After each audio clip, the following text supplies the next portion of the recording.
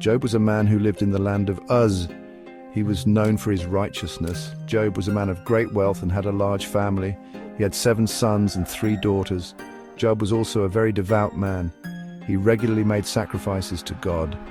Job feared God and avoided evil. He was a model of piety and righteousness. Job was blessed with material abundance. He had a vast amount of livestock. This included sheep, camels, oxen, and donkeys. Job also had many servants who worked for him. His prosperity was a sign of God's favor. His household was a testament to his success. Job was content with his life. He was grateful for all that he had. Job lived a life that was pleasing to God. He was a man of integrity and honesty. Job was known for his fairness in all his dealings. He was a man of peace who avoided conflict. Job was respected by all who knew him. His life was a testament to the power of faith. Job was a man of great faith and lived according to God's law. He believed in God's justice and mercy. Job was confident in God's love for him. He lived a life that was worthy of emulation. Job was a shining example of a righteous man. One day, a conversation took place in heaven between God and Satan. Satan questioned Job's motives for being righteous. He suggested that Job was only good because God had blessed him abundantly. Satan challenged God, claiming that Job would curse him if he lost everything.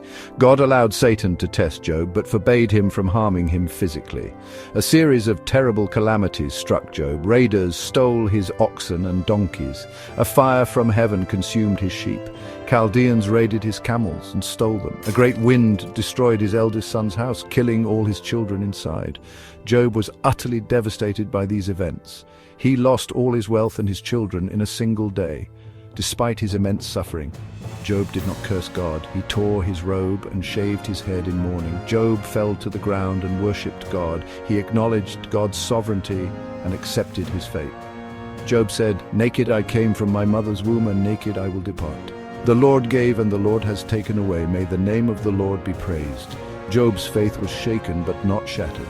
He questioned why these things had happened to him. He wondered if he had done something wrong. Job refused to blame God. He maintained his integrity and trust in God. Job's steadfast faith in the face of adversity is remarkable.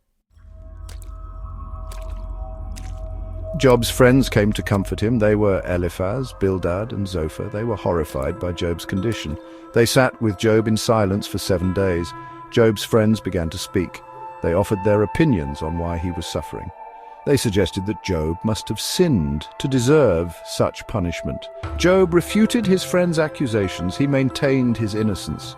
Job argued that he had always lived a righteous life. He questioned God's justice.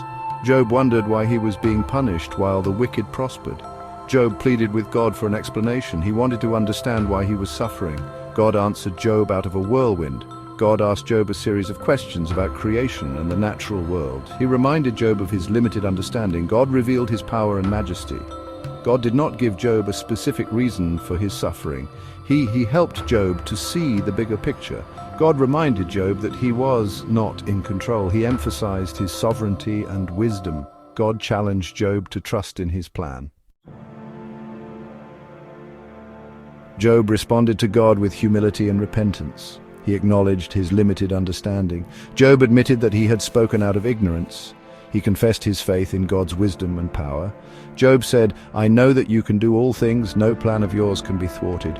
God rebuked Job's friends for their wrong counsel. He commanded them to offer a sacrifice. God forgave Job and restored his fortunes. He blessed Job with twice as much as he had before.